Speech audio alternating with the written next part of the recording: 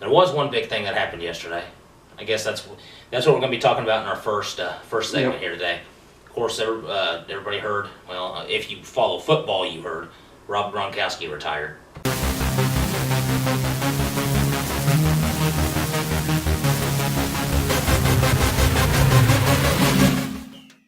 You know what it's time for? Like and subscribe. It's time for football today. I'd be excited, but we just got there watching The Walking Dead last night, and we didn't go to sleep. At least I didn't go to sleep.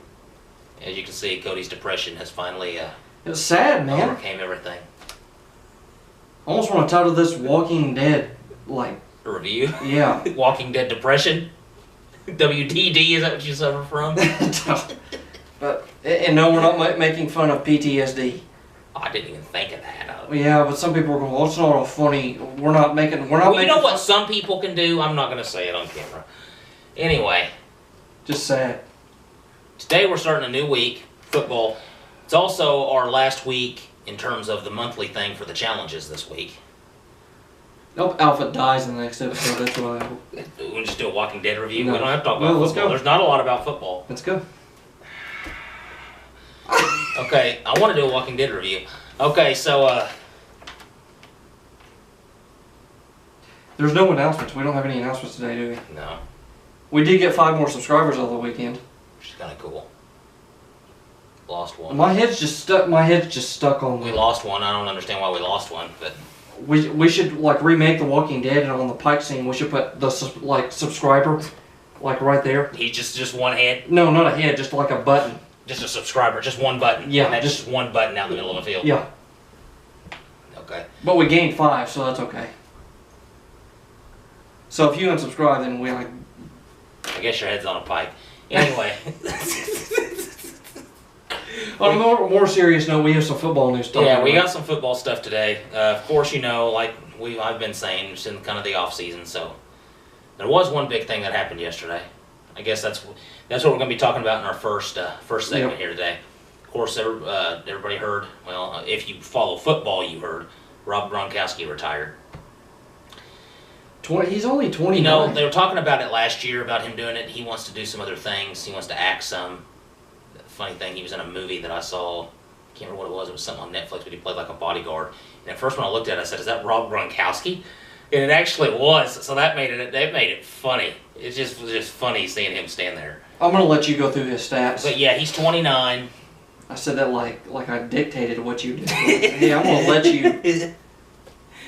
He had 100. He played in 115 regular season games. 520 receptions, 7,800 yards, 16 postseason games. Now his postseason stats are best for a tight end ever. 81 catches, 1,100 yards, 12 touchdowns. I mean, he's an unbelievable tight end. He was really good. He might have been easily top 3 most talented tight ends I've ever seen. Did he give you? Did he? I said that like you interviewed him yourself. Did he give a reason as to why? Is it because he's getting injured? Well, I think a lot of it is he wants to just do some other things. He does. He really is into acting. He really wants to get into acting big time. That's one of the things he wants to do. I mean, they did just come off of a Super Bowl win. Yeah. So I guess, you know, because a lot of people were talking about it. I guess there was rumors last year that he might retire, and he decided to come back for one more season. When did he injured last year? That's his biggest downfall. I think it's because he plays so hard. I think him playing as hard as he plays. He's a tough guy. He's big. He takes hits. Well, I was just getting ready to say, as a tight end, you're supposed to make contact. Oh yeah. And I think he's an underrated blocker. I do think he's a good blocking tight end too. 79 touchdowns in his career. He had another record. He had 10 or more touchdowns in 5 seasons. He might be the most consistent in terms of when he played, the most consistent tight end I've ever seen. Yes. I don't know if the guy had a bad game. And he almost never drops the ball. No. I've never seen. I don't know the last time I saw him drop the ball. And a lot of people talk about his partying, some of the stuff he does. A couple of athletes have come out and said that what he does isn't even close to what some athletes do. I was getting ready to say, I've never... he's a player you'd like to play with because I'm sure he's funny. I'm sure he brings a lot of, in the locker room. He's probably the joke. I'm sure he's the joke. He has to be. He reminds me of what Terry Bell would probably be like. Yeah. I mean, you don't know who we're talking about. No. He's kind of a dork, but like in a good way. He just funny. He's just funny. He's just a funny guy. There's not really. I guess it's gonna suck seeing him go. The Patriots, I feel like, are going to start struggling here pretty soon. Tom Brady's getting old. Edelman's getting a little older. Yeah. Because he's a player I enjoy, and he's still, I don't know if I'd call it the prime of his NFL career, but right in the middle of his NFL career, 29. Now he hasn't ruled out a comeback. His agent said that. Apparently, I'm making Cody bored over there. No, I'm joking. I didn't sleep very well last night. But I don't know really what else to say about him. I wish he wasn't retiring. He's one of the best fantasy football tight ends of all time. I do know that. There's really not much else to say. There's not much else to say. I hope he decides to come back in the future. I'd like to see him come back and play a few more seasons.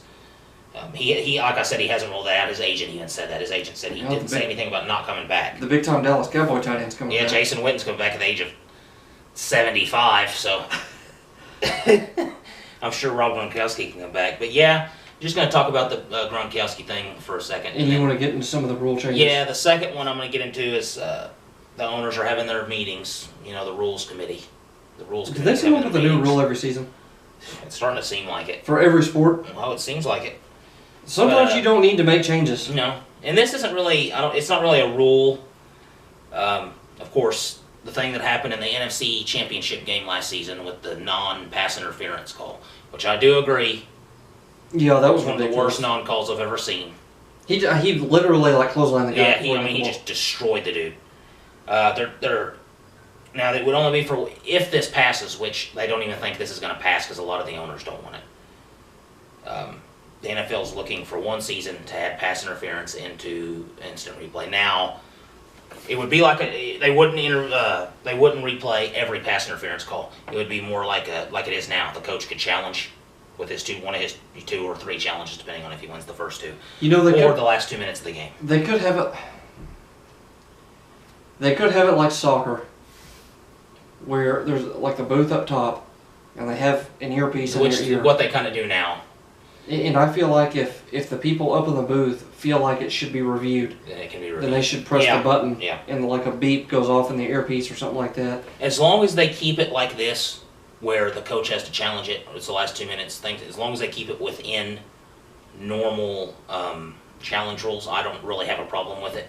As long as they're not stopping the game every second or third defensive play, I don't have a problem. Which is why there might be a problem with what I suggested, because if somebody, get up in the replay booth and every single thing is reviewed, because pass interference is one of those things where you could call it probably on almost every pass play or not call it. Yeah. I mean, it's really iffy. It's judgment. It's based off the referee and what he interprets the call as. So maybe they should just leave it like this. Which, at the beginning of last year when they added in the new roughing the passer call, that was causing a lot of problems. Because there were guys that were, tapping guys in the midsection, and they'd fall back, and the guy would fall here, and then they would call roughing the passer. It was the dumbest thing I've ever seen. Okay, I guess this one kind of is rule. It plays off the same thing. Okay, pass interference calls, defensive pass interference calls account for 9% of fouls called, but 70% of the yardage.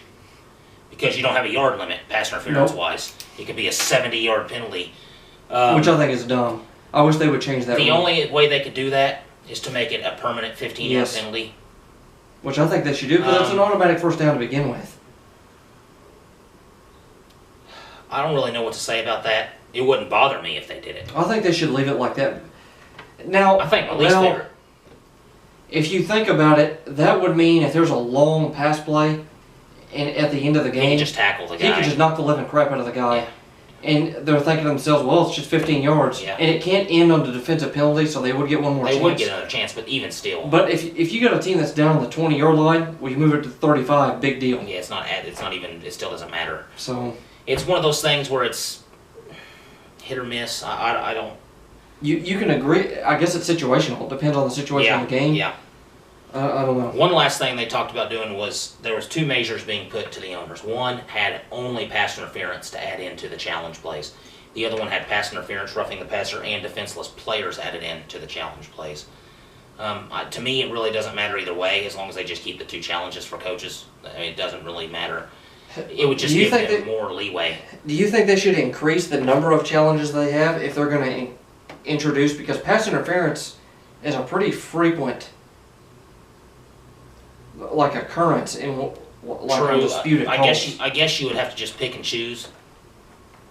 Probably not, because that would make up for what they're trying to avoid, which is a bunch of stoppage of the game. Yeah, but it's just one more flag. I guess maybe they could increase it one more. That's what I'm saying. Just move it to 3. Yeah, increase it to 3, and then you could have the rule like, okay, the way it is now is if you win both challenges, you get a third one. So if you win all 3, you can get a fourth. You could do it that way, I guess. I don't think they're talking about that, but yeah, you could do it that way.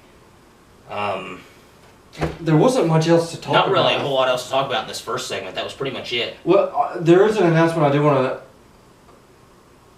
to... We think that with the YouTube videos that we have, we're still going to upload here. Yeah. But what we want to start doing is, because this is like a podcast style. YouTube is more like fun. If we could include a bunch of clips and stuff, it would be different. But we can't. We got copyright claims. We got copyright claims for the hockey video last week, including even though it came from Creative Commons, it still doesn't matter, I guess. So we can't use highlights. So I don't want to just sit here and make it boring for you. Because this isn't super exciting. I'll admit that it's not super exciting to sit here and watch us talk. And people do listen to podcasts for this type of stuff. Yeah. To listen to analysis. Yeah. YouTube videos are more like things where people want to see action and enjoyment and fun. Which is why our challenge videos probably do pretty decent. So what we'll try to start doing, we'll still upload these segments. Yeah. But we'll probably have it to where we'll cut here. And we'll go more in depth in the podcast. So we're going to try and figure out how to do that. Which I think we're still going to do it. We just have to figure out how to do it first. Yeah. So what we're saying is it's in the works to happen. But we have to figure out a way to make it happen. Yeah, we got to figure out how it works, how you upload the podcast. It's not as easy as YouTube. There's a lot of different things you have to do. I don't know, I'm not going to get into it, but we're going to figure out how to do that, and it looks like we're probably going to start trying to do some kind of podcast form type thing. But anyway, guys, I guess that's it with Cody and Jim Comments at Sports. Make sure to like, subscribe, hit that notification bell, leave us a comment, and have a good day. Is that it? Yes. Don't watch The Walking Dead. No, don't watch that. Watch it, but have like a face mask. Be prepared. Towards the end. Bye.